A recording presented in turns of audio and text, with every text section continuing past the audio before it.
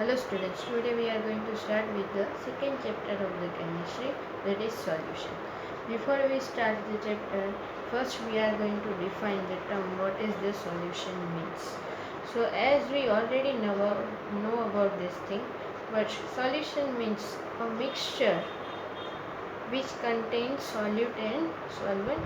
So a mixture in which the component minor component is uniformly dissolved or mixed with major component is called solutions.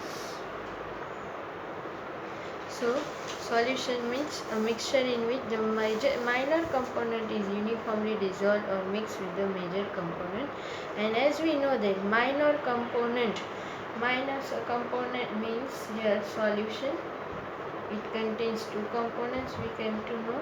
One of them is called as minor and one of them is called major, and minor is known as solute and major is known as solvent. We already know.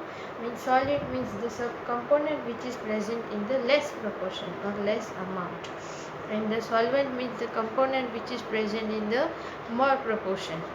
So solution is prepared by mixing these two, that is solute and solvent. In this chapter, remember that we are going to talk about the true solutions. True solution, there are three types of solutions actually.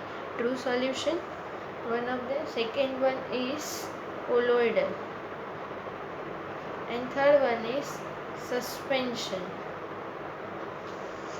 But here we are going to learn about the true solution, which is also true solution is also called as homogeneous solution, and this too colloidal solution and suspension solution is called as heterogeneous solution. So homogeneous and heterogeneous we already learned about in the 8th standard this thing, that is homogeneous mixture means when we are going to mix the solute and solvent, then there is no particular border line between them, means they are going to mix completely with each other, as we have learned about the alloys as an example. So alloying is the example of the homogeneous solution. In that, as we know, that's one of the examples, simple example, like salt plus water, example of homogeneous mixture. So as we know that when we are going to dissolve salt in the water, means here we are going to take salt in a less proportion, so it is going to called as a solute, and that we are going to dissolve it in solvent. Here solvent is the water. So that is the example homogeneous mixture. So remember that in this chapter we are going to talk about the homogeneous solutions only.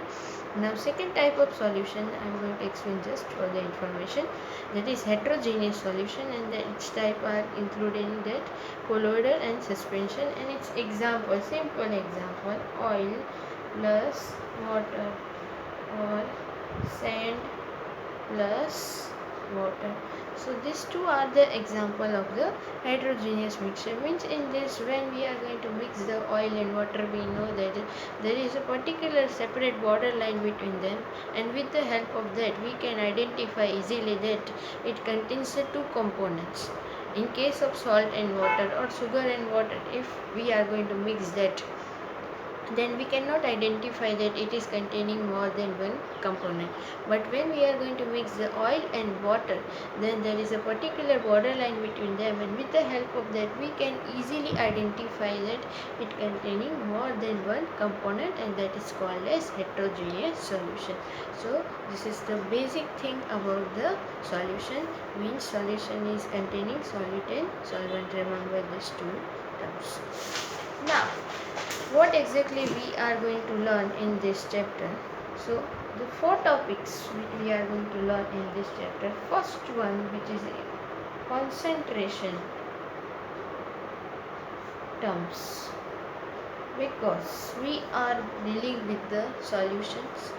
So here we are going to find out its proportions, and which is termed in the concentration terms. So concentration terms हम 11th में भी पहले पढ़ चुके हैं in the first chapter. The concentration terms which we already learned in 11th standard, that is molarity, molality, mole fraction,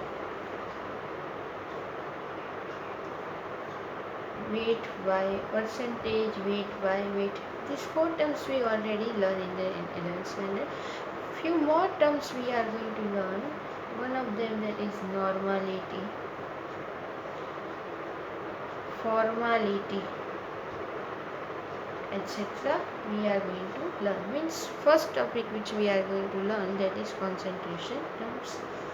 Second topic which we are going to learn, that is vapor pressure. Vapor pressure, in there two laws are included in. One of the law which we are going to learn, that is Henry's law, and second law which we are going to learn, that is Raoult's law. So two laws we are going to learn. Third topic, which is important one, that is colligative properties.